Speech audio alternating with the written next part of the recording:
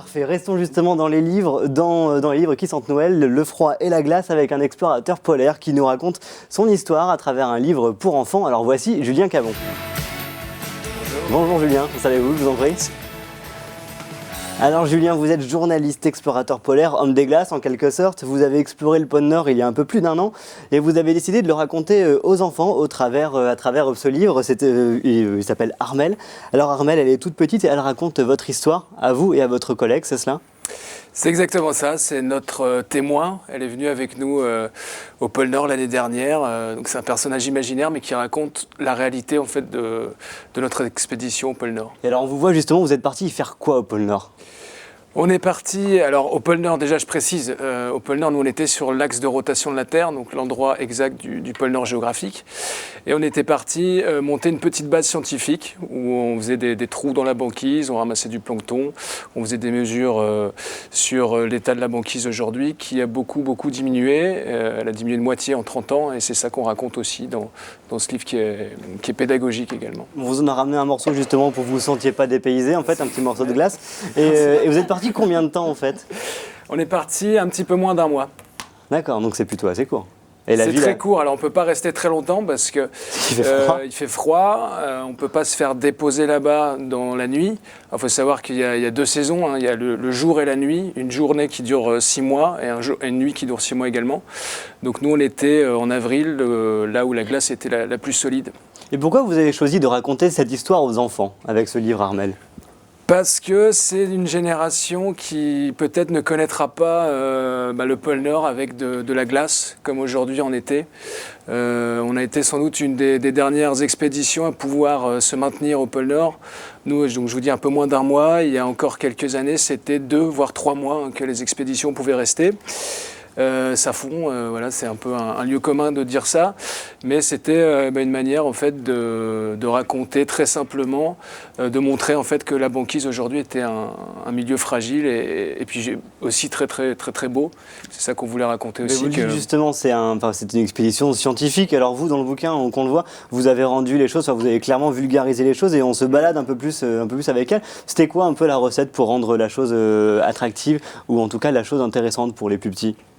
Alors je crois que l'illustrateur a fait beaucoup, hein, le dessin est assez épuré, il est très fidèle à la réalité, on voit bien tout le matériel qu'on a, alors souvent les enfants aiment bien, on part pas au pôle Nord comme on part à la pêche au bigorneau dans le Nord Finistère, hein, on part avec tout un tas d'équipements. Puis bizarrement vous vous imaginez très mal à la pêche au bigorneau en fait, si, non ? Alors avec l'équipement qu'on a, ça risque d'être un peu compliqué, ouais. Donc on a, faut savoir, on a 3 types de bottes, 5 paires de gants différentes. On a de quoi chauffer de la neige pour avoir de l'eau. Ouais. On a de quoi dormir, survivre, parce qu'on parle de survie quand on est dans des températures de moins 30 degrés. C'est pas toujours évident. Les gestes les plus simples deviennent tout de suite très compliqués.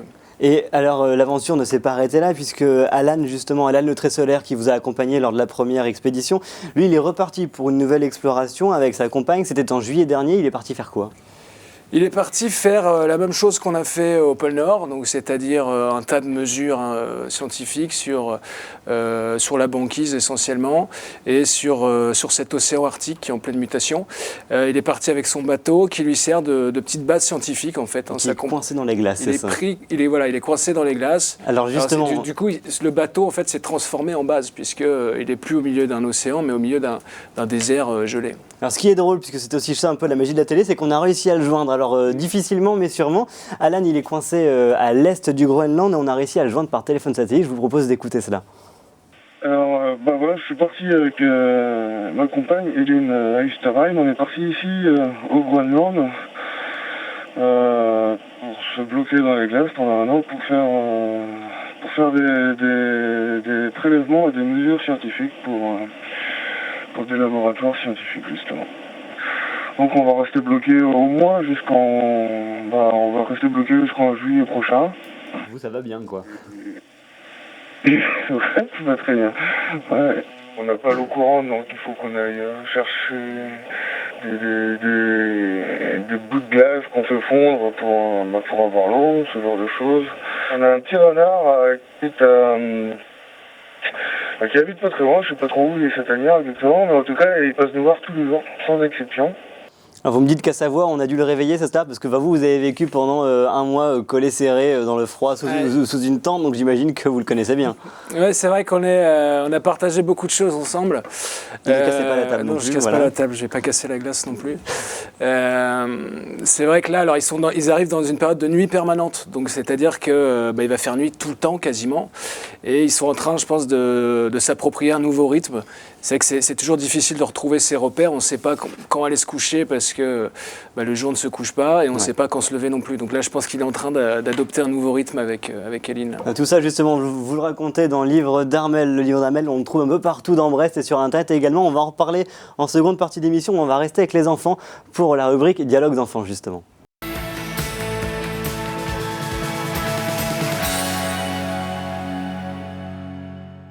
De retour sur le plateau du Quad Neuf avec l'explorateur polaire Julien Cabon, et depuis peu il est maintenant l'auteur du livre Armelle. C'est la première fois que vous le présentez d'ailleurs, ce livre, alors on est content que ce soit chez nous à TBO. Le livre Armelle, on peut le trouver où?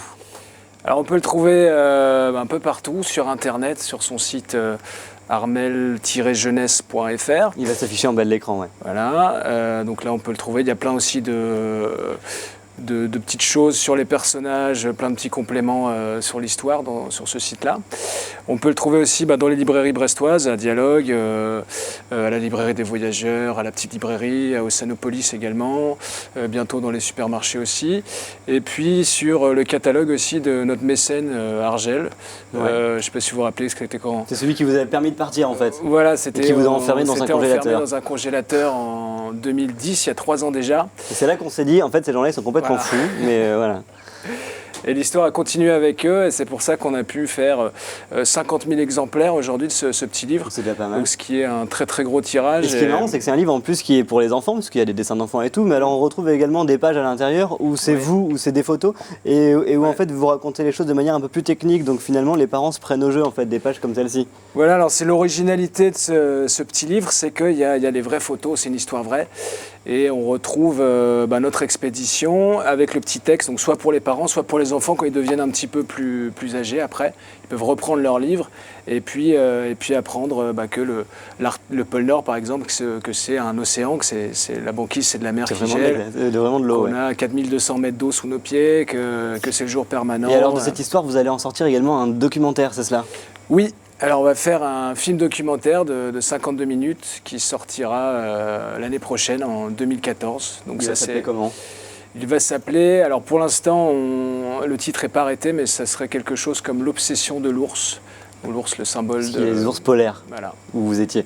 Exactement. Et alors vos prochaines aventures, qu'est-ce qui va se passer? Vous repartez ou pas? Alors Alan est déjà sur place, il attend. Lui, il est coincé. Il est coincé, voilà, donc il est condamné, emprisonné dans la banquise pendant près d'1 an, jusqu'en juillet.